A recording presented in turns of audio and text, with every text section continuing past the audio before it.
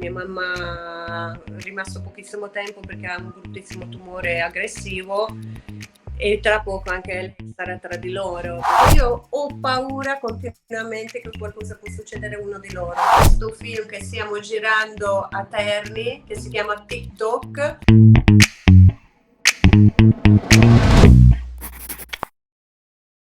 Live con Eva Enger, come stai Eva? Grazie, bene, grazie. Grazie mille per averci dedicato un po' del tuo tempo, so che in questo periodo sei super impegnata, quindi parliamo subito di questo grande impegno, no? Allora, ho appena terminato la mia parte in questo film che stiamo girando a Terni, che si chiama TikTok, dove sono una delle protagoniste. Diciamo che è stato lunghissimo, però mi sono divertita tantissimo, è veramente stata bella tornare al cinema, tanto che ad aprile gireremo il seguito, perciò ricomincio a recitare già a aprile. Perfetto, di cosa parla questo film? Praticamente parla di 4 squattrinati, vivono a Roma, che non hanno grande voglia di lavorare, mezzo delinquenti, così che passano tutta la giornata in un parco a aspettare di diventare ricchi e vedono questi influencer invece che fanno pubblicità a destra e a sinistra, macchinoni, saloni di bellezza, sempre cose belle e vedono una pubblicità in quale io come Eva Enger vado a fare testimoniali in un escape room e decidono se noi rapiamo lei dai sponsor possiamo chiedere poi un riscatto. Da qui poi succede un casino perché io non posso presenziare perché prendo il Covid, posto di me si presenziano 3 sfigati influencer, perché esistono anche influencer sfigati che non hanno certo. questa, insieme in 3 hanno il follower mio, perciò non hanno questi sponsor, loro fanno lo scambio merce, le cose così ed nasce una cosa, vada a far ridere tantissimo. Adesso non è che posso spoilerare tutto.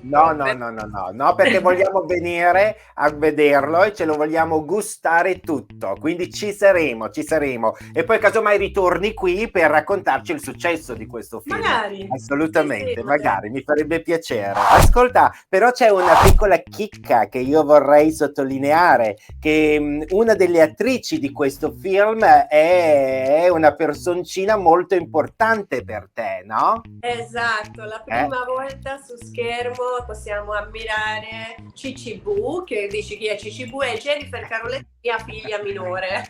Sì, sì.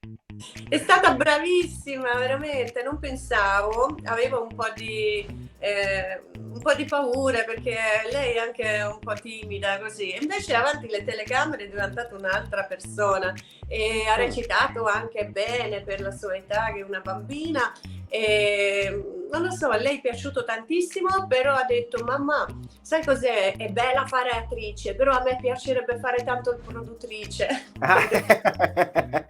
Sì. Ha capito dove puntare, ha capito cosa puntare, ecco. Sì. Io so che hai festeggiato un birthday, un compleanno molto importante quest'anno. Ho festeggiato, anche se non volevo festeggiare, perché quello che festeggia i grandi compleanni è mio marito, che praticamente i suoi compleanni sono delle feste internazionali, arrivano attori, attrici, eccetera, cosa, lui sul palco, non lo so. Io di solito il compleanno festeggio, tipo andiamo a cena insieme, ok, bevo un po' di vino, andiamo a casa, vediamo un bel film. Invece quest'anno mi hanno fatto la sorpresa perché era 50. Perciò mi hanno fatto trovare un po' tutti gli amici venuti da Roma, hanno fatto non assaggiato perché sapeva che mi sarei incavolata, però mi hanno fatto trovare torta, un po' di regalini che piacciono a tutti, insomma è andata così, siamo divertiti. Dai, meno male, ma era giusto farlo, dai, era comunque un traguardo importante, è un nuovo inizio, perché a 50 anni comunque c'è un nuovo inizio con una maturità che prima non avevamo, no? Insomma, tante esperienze accumulate nel tempo. Anche il rapporto con Mercedes si vede che è completamente risolto, giusto? Certo, sai, quando possono essere nella vita piccoli ho litigate, che vabbè adesso non parlo, lo faccio soffrire, poi passa tempo, tanto faremo pace. Però poi succede un incidente come questo in quale potevamo non esserci più e non ci sarebbe stata più quella possibilità di ritrovarsi, perciò lei ha reso conto in quel momento la stupidaggine che stava facendo ed è tornato il rapporto molto meglio di quello di prima. Credo una cosa, forse tu sarai d'accordo con me, che ci si può sempre migliorare, sia da figli che da genitori, sempre, sempre, sempre, vero? C'è sempre un miglioramento. Le persone possono migliorare, non solo come figli o come genitori, in generale, proprio migliorare, essere esatto. Io penso che ho migliorato molto, non solo dall'incidente, ma già stavo sulla strada buona, sono molto più calma, più riflettiva, forse un po' anche più menefreghista, ma in positivo, cioè non mi faccio magoni di qualsiasi cosa. Finalmente vedo la vita più rosa. Anche perché hai una figlia meravigliosa e la sua educazione, il suo garbo comunque viene dall'educazione che le hai dato tu. Quindi è tutt'uno, ecco, il successo di uno è la gratitudine di un altro, il successo di un altro è la gratitudine dell'altro, e assolutamente, non si va separati, è così. Tu che tipo di mamma sei? Sei una mamma molto apprensiva, presente? Sì, sempre molto presente, per esempio con l'ultima che magari ho lavorato anche meno, perché quando Mercedes e Riccardino erano piccoli, io lavoravo veramente tantissimo, mi caricavo di lavoro anche troppo, però ero giovane, avevo abbastanza energia di farlo, ma non perdevo l'occasione comunque di piuttosto dormire un'ora, ma stavamo vicino a Desenzano, portavo al Gardaland, eravamo a Mestre, a passeggiata a Venezia facevamo, perché io li portavo spesso presso a me. Invece con la piccola proprio simbiosi totale, dormivamo insieme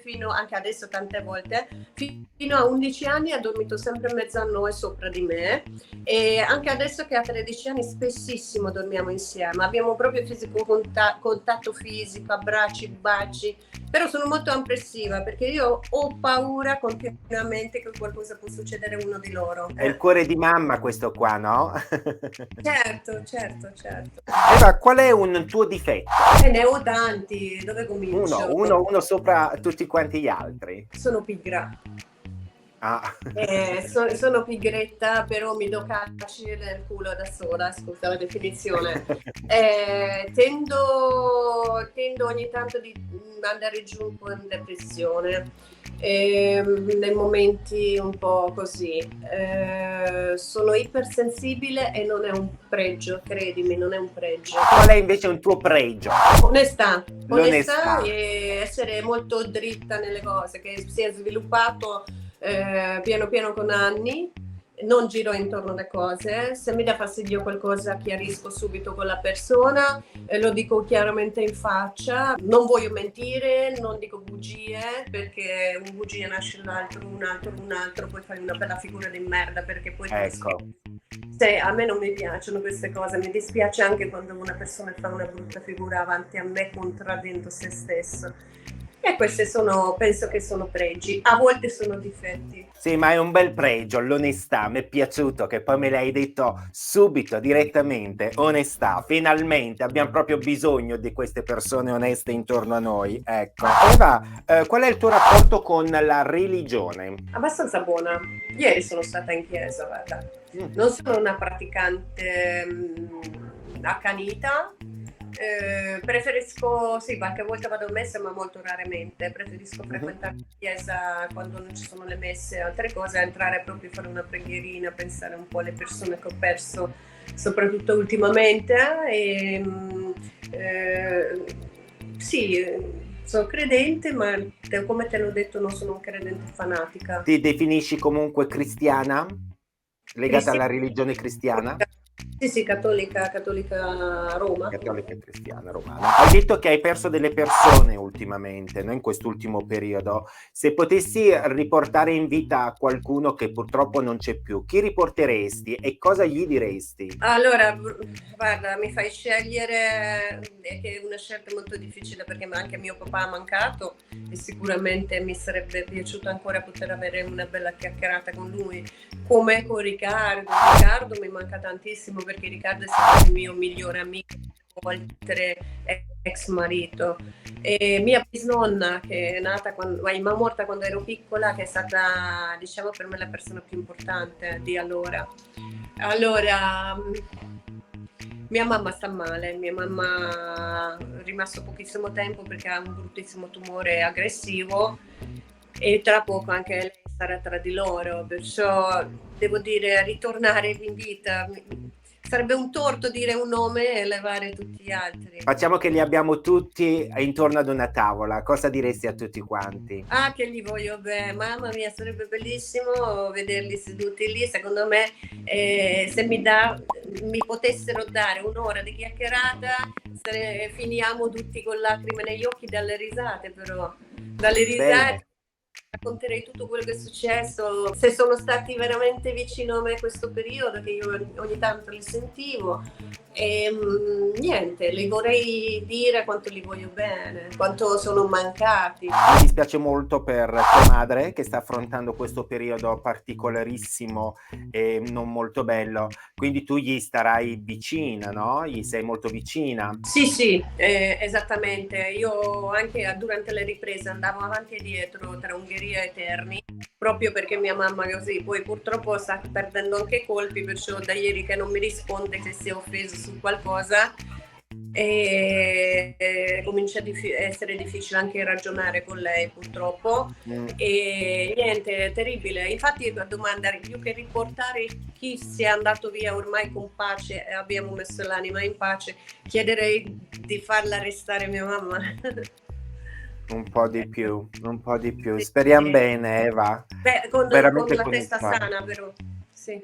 Certo, perché deve stare bene anche lei, non deve essere soltanto una forma egoistica quella di volerli Certo. qui con noi. Cosa sogna Eva Enger? E spero che vada bene questo film, intanto. Andrà bene. Voglio continuare perché nella cinema io mi trovo benissimo, perché posso vivere un po' nella mia bolla,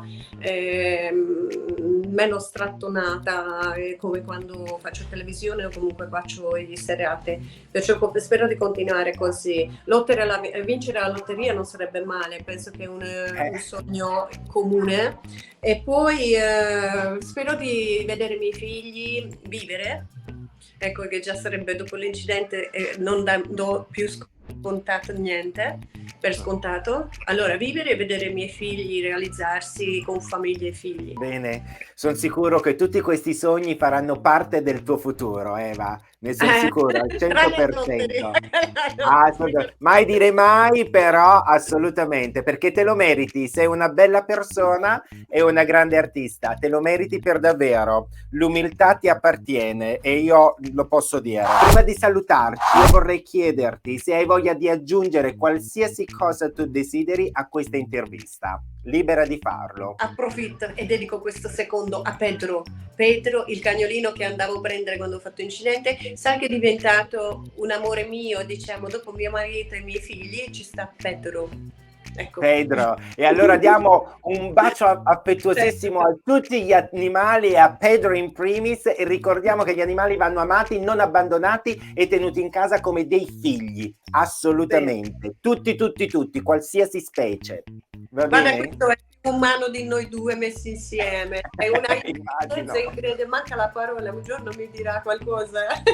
Immagino, lì vinci la lotteria se Pedro parlerà, perché poi sarà il primo cane a parlare. Va recita, zoppa, balla, canta. Fa tutto, mitico Pedro. Ascolta Eva, io ti ringrazio per avermi dedicato un po' del tuo tempo, veramente tanto, e spero di riaverti qui al Libero Quotidiano presto, va bene? Grazie a te, un bacione. Un bacio forte, ciao. E noi siamo arrivati alla conclusione anche di questa intervista e io vi do appuntamento alla prossima settimana sempre qui sul Libero Quotidiano, Libero TV, con un nuovo ospite. Take care.